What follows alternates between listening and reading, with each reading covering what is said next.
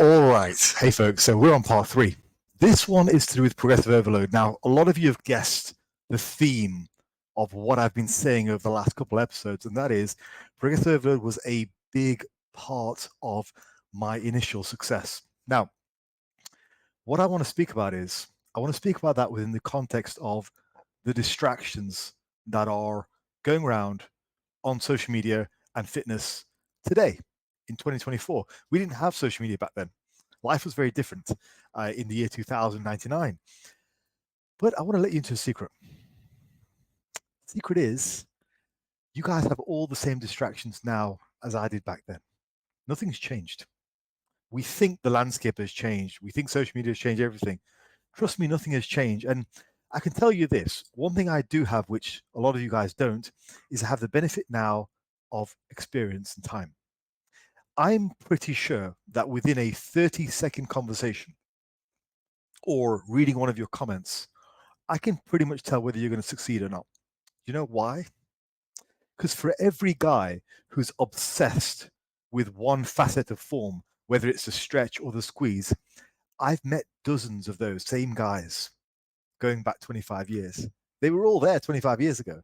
For every single person who is obsessed with the failure argument or the volume argument, I've met dozens of those who have failed over the years because they're all interested in just one minor detail. They've hung their hat on that one detail, which is irrelevant in the face of more load on the bar or, say it with me, medium to high rep ranges in good consistent form.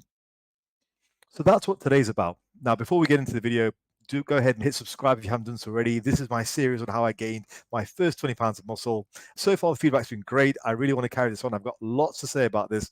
And today we're going to be speaking about progressive overloads. So let's crack on with the video. Now, I was obsessively focused with poundage progression. Now, that seems obvious.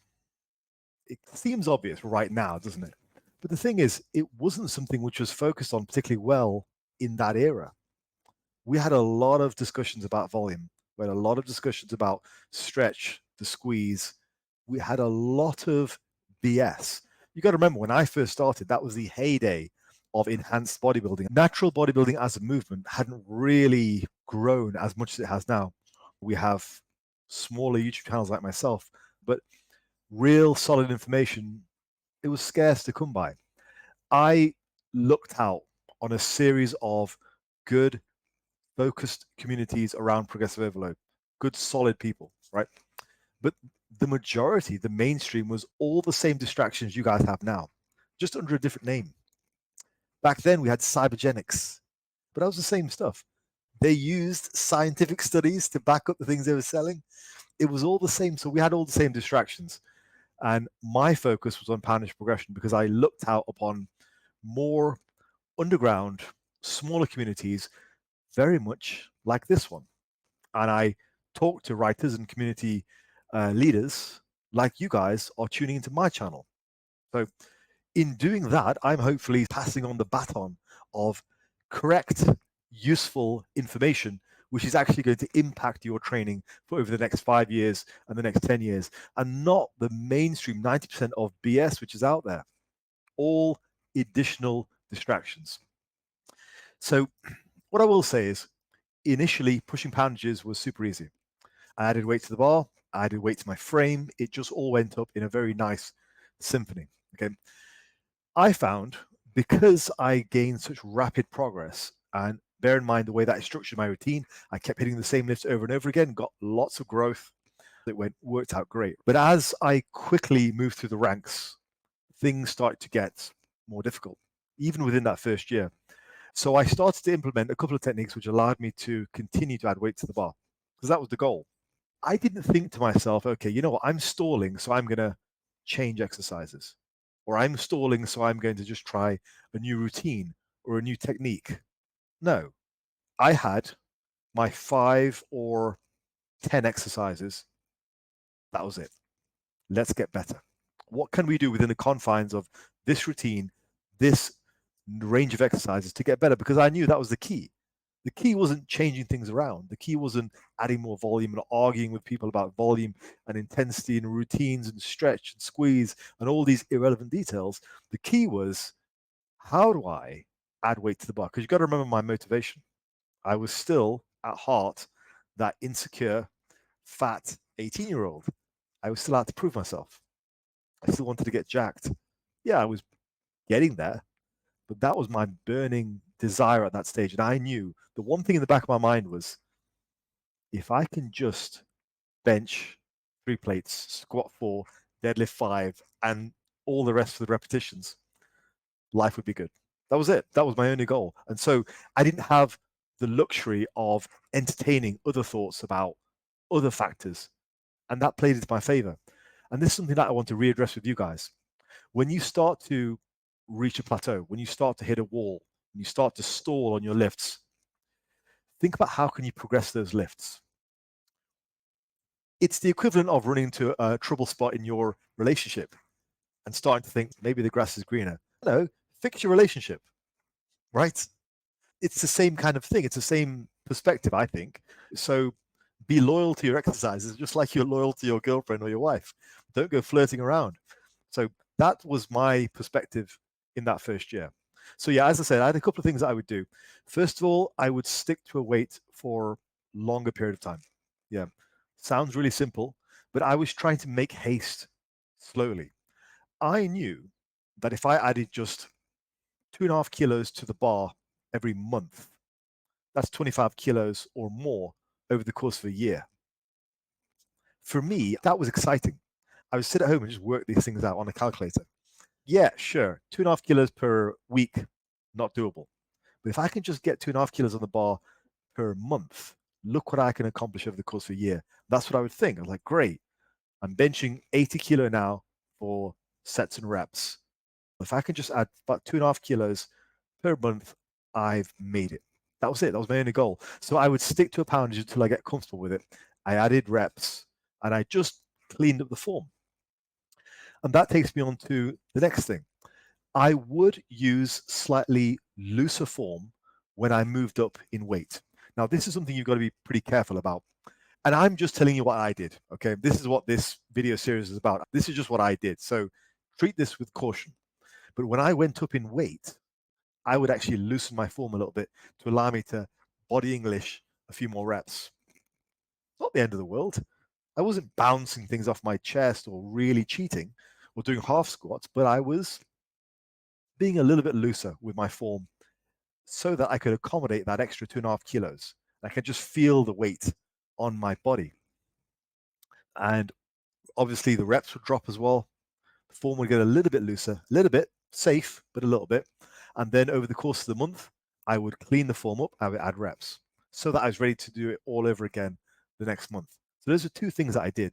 Now, obviously, later in my life, as you guys may be aware, if you followed my channel for any length of time, I implemented a different system where I actually increased volume and I rotated through high volume versus low volume on the lift. And I had a range of sets and reps. And I called it my building the pyramid approach. But in the early stages, I didn't have that. I hadn't thought of that yet. I hadn't even experimented with 3 sets per exercise, never mind 4 or 5. So yeah, in the initial stages, I kind of increased poundage by manipulating reps, form, and just feel if things felt easy or not. My perspective is, in terms of what I did very right, is I didn't look at changing routines. I didn't look at switching exercises out. That first year, I was very loyal. And I think one of the reasons that people go wrong is they are far too quick to give up on their routine and change it. And that's not good. People need to have the discipline to use smaller plates, to stick to a weight so that they can master it. They can stick to it for long enough so that they can master the weight. And they need that type of patience, I think. In my eyes, it was magic. Like, it was literally magic. I thought 2.5 kilos, just 5 pounds on the bar per month. I thought that was magic. And bear in mind, I was a year into training, not even a year. This was my first year of proper training. I thought that was magic.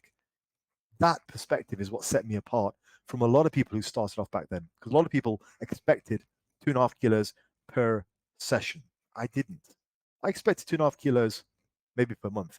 Not even expected. I hoped for it. I worked for it. And I wasn't getting disappointed with myself if I couldn't add 2.5 kilos per week, 2.5 kilos per month.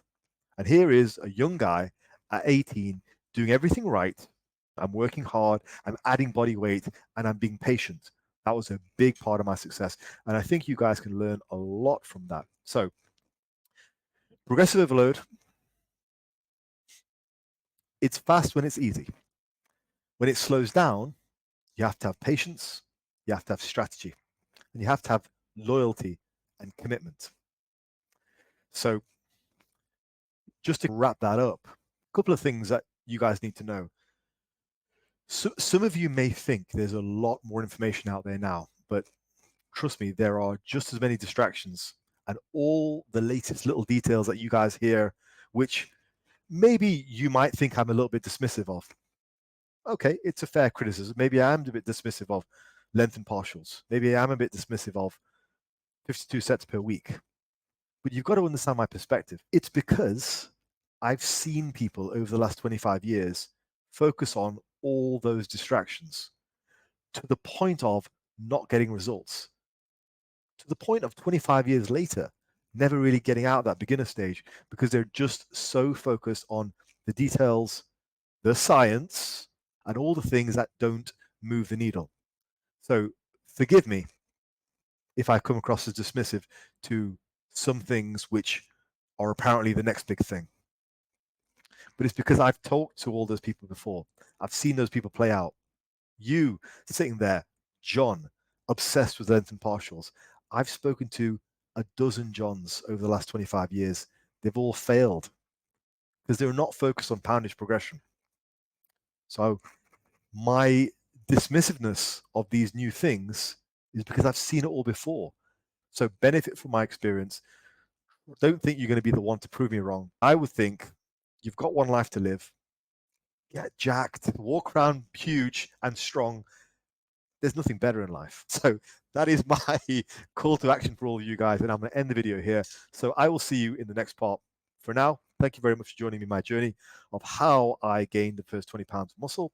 And I'll see you in the next one. Have a great week.